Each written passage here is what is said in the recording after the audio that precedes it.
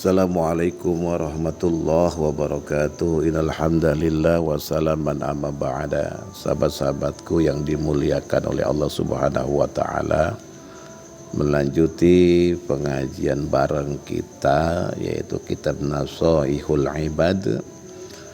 Kita memasuki pembahasan tentang maqalah ke-16 dari bab 1 di dalam kitab Nashaihul Ibad karya Syekh Nawawi Al-Bantani. Bismillahirrahmanirrahim. Qala al-muallifu rahimahullah ta'ala wa nafa'ana bi'ilmihi fi daraini amin. Al-Fatihah. A'udzu billahi minasyaitonir rajim. Bismillahirrahmanirrahim. Alhamdulillahi rabbil alamin. Ar-Rahmanir Rahim. Maliki yaumiddin. Iyyaka na'budu wa iyyaka nasta'in. Ihdinas siratal mustaqim. Siratal ladzina an'amta 'alaihim ghairil maghdubi 'alaihim waladdallin. Rabbighfirli wa liwalidayya amin. Man lam yahzan ala ma fatahu min umrihi fahuwa minal ghafilin, wa man lam yahtam bi amril muslimin fahuwa minal zalimin, wa man lam yatazawwad lima'adihi fahuwal mahrumin, fahuwa minal mahrumin.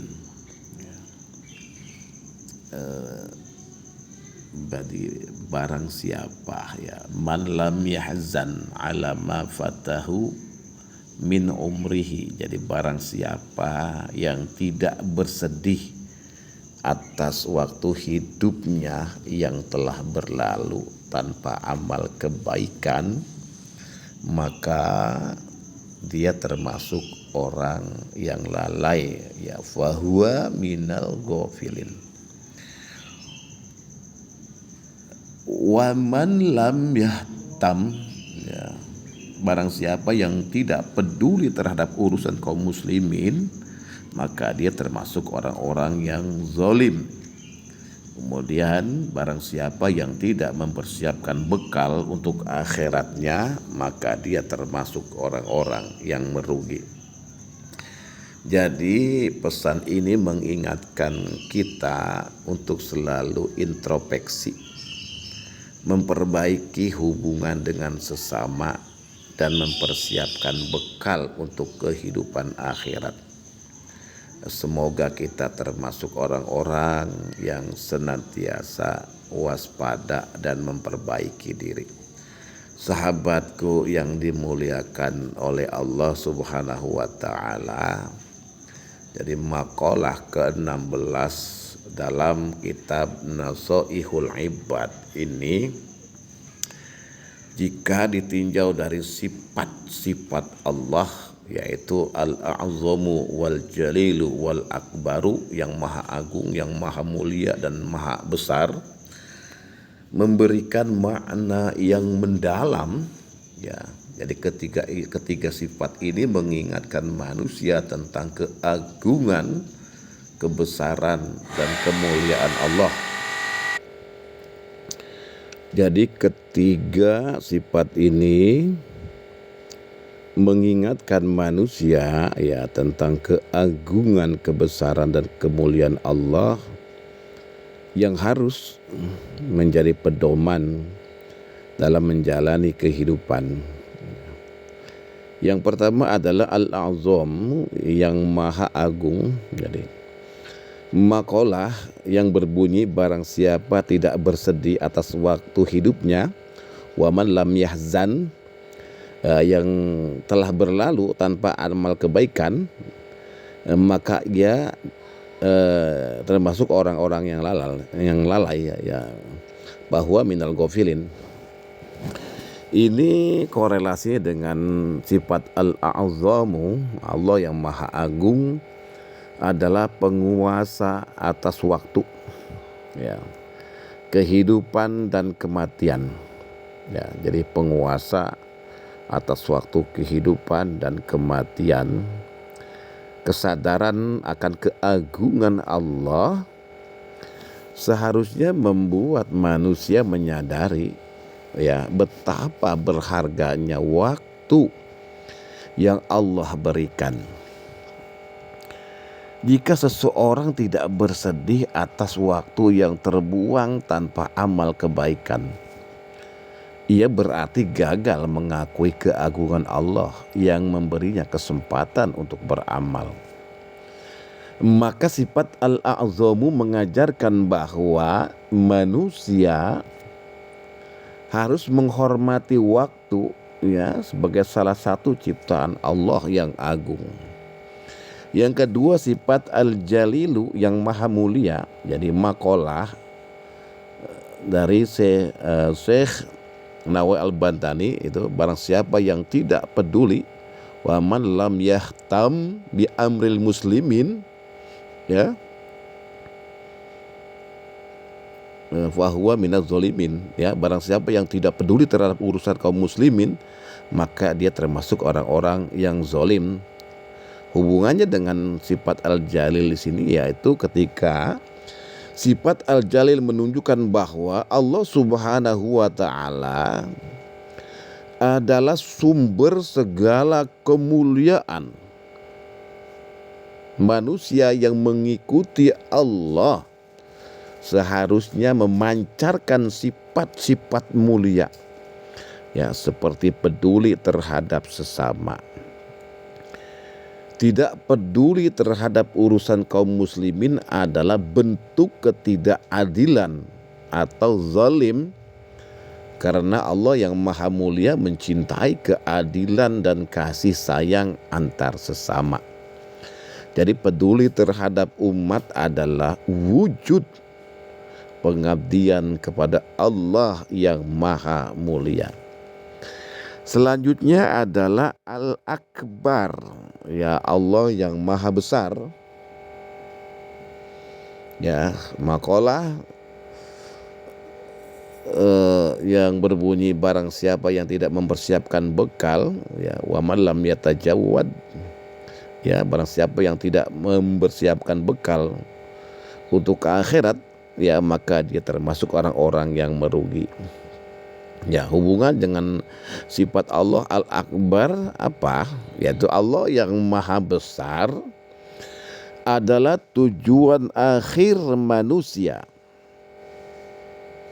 Tidak mempersiapkan bekal akhirat berarti mengabaikan kebesaran Allah dan tidak memahami bahwa dunia hanyalah jalan menuju kehidupan abadi. Ya, dengan memahami sifat Al-Akbar, sifat Allah Al-Akbar ini, manusia seharusnya tergerak untuk mempersiapkan diri menghadapi hari akhir. Karena kebesaran Allah akan terlihat jelas di hari pembalasan, ya. Jadi walhasil hubungan dengan ketiga sifat Allah ini, ya, Al-Azam wal Jalil wal Akbar, ini mengingatkan, Al-Azam ini mengingatkan manusia untuk menghargai waktu sebagai karunia Allah dan memanfaatkannya untuk berbuat kebaikan. Yang kedua, Al-Jalil mengajarkan bahwa memuliakan sesama manusia, khususnya kaum muslimin, adalah cerminan penghambaan kepada Allah yang maha mulia. Yang ketiga adalah sifat al-akbar, sifat Allah yang maha besar. Ini menegaskan bahwa manusia harus mempersiapkan bekal untuk akhirat, karena kebesaran Allah Ta'ala akan menjadi nyata di hari pembalasan. Ya.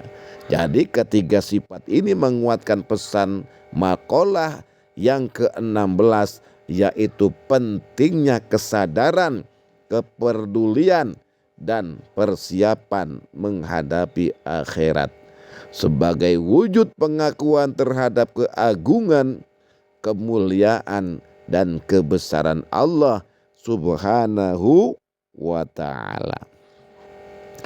Sahabatku yang dimuliakan oleh Allah Subhanahu wa ta'ala, dari makalah ke-16 dalam kitab Nasoihul Ibad karya Syekh Nawawi Al-Bantani, jika ditinjau dari perspektif Al-Hikam, ya, karya Syekh Ibnu Athaillah memiliki hubungan mendalam, terutama dalam tema kesadaran diri, ya, kepekaan terhadap waktu, dan persiapan untuk akhirat. Ya, adapun analisis hubungan antara keduanya yaitu makalah ke-16.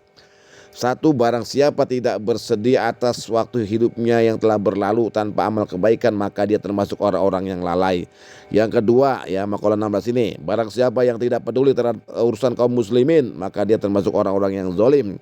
Yang ketiga adalah barang siapa tidak mempersiapkan bekal, ya, wa man lam yatajawwadu, ya, tidak mempersiapkan bekal untuk akhiratnya, maka dia termasuk orang-orang yang merugi. Ya, dari tiga makalah ini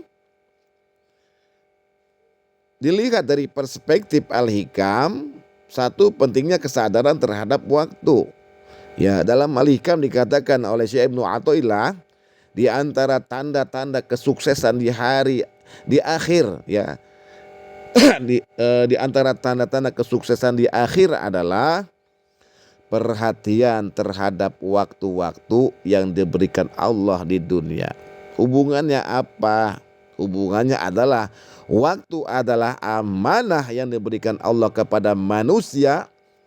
Jika seseorang lalai terhadap waktu yang berlalu tanpa amal kebaikan, ia tidak memahami hakikat bahwa waktu adalah karunia Allah untuk mendekatkan diri kepada Allah Subhanahu wa ta'ala.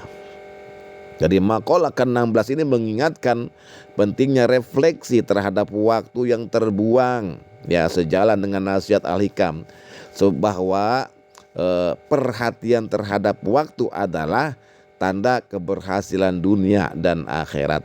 Yang kedua adalah kepedulian terhadap orang lain. Ya, Syekh Ibnu Athaillah menulis, janganlah engkau berharap amalmu sempurna jika niatmu hanya untuk dirimu sendiri. Ya, ketahuilah bahwa hakikat amal adalah wujud pelayanan kepada makhluknya. Itu. Apa hubungannya makalah ke-16 ini, ya, terhadap penegasan tentang urusan kaum muslimin, ya. Makalah 16 ini menegaskan pentingnya peduli terhadap urusan kaum muslimin sebagai bentuk tanggung jawab sosial dan penghambaan kepada Allah. Hal ini sejalan dengan pandangan Syekh Ibnu Athaillah di dalam kitab Al-Hikam, bahwa amal kebaikan sejati adalah yang dilakukan dengan niat tulus untuk membantu sesama sebagai wujud pengabdian kepada Allah.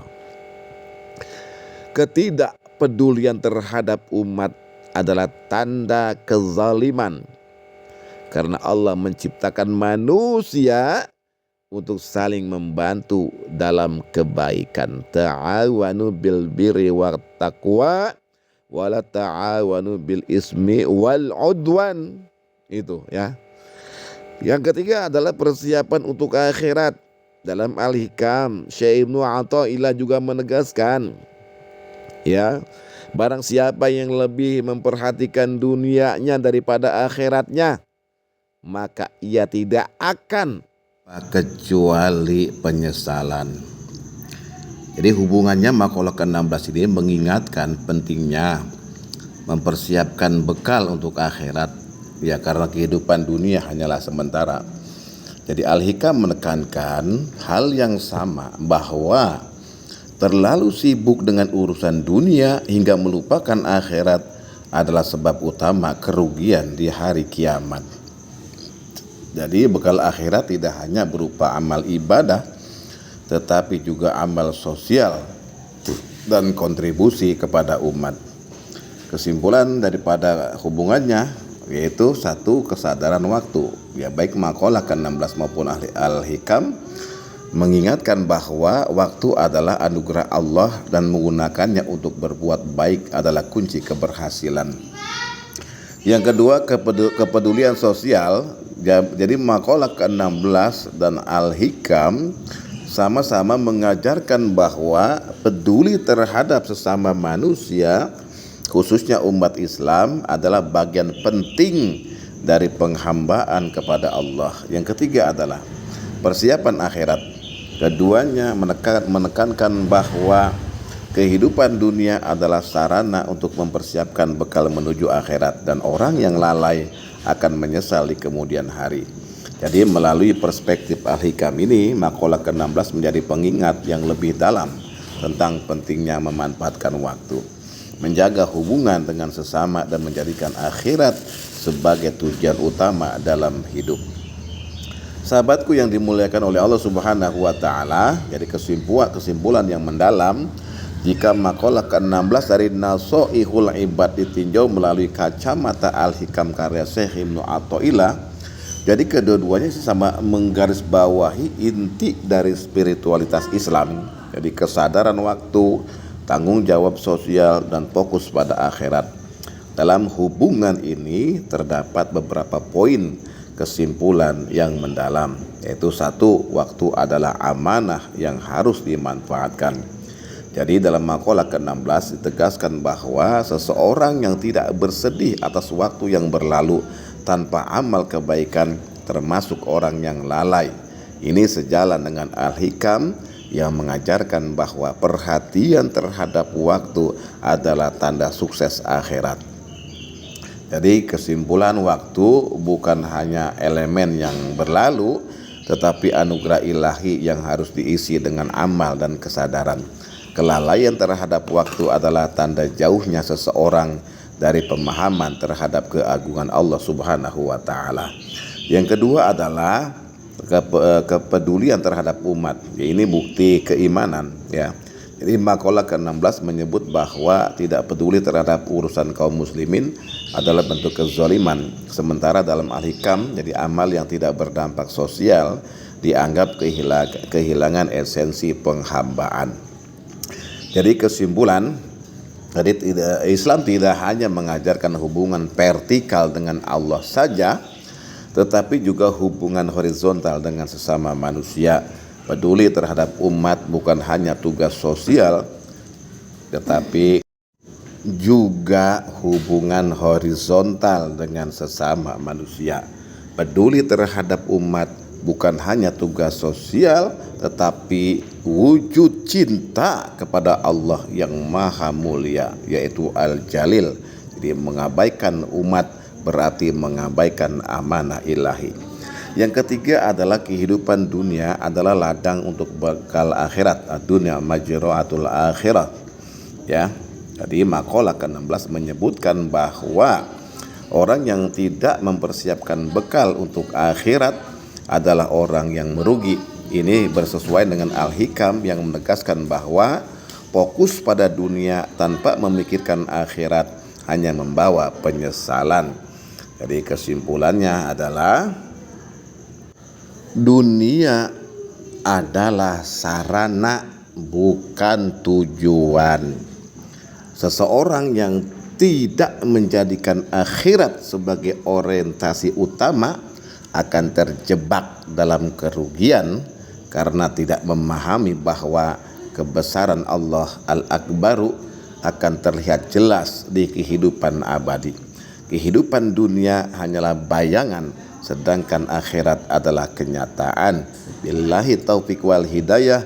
Wassalamualaikum warahmatullahi wabarakatuh.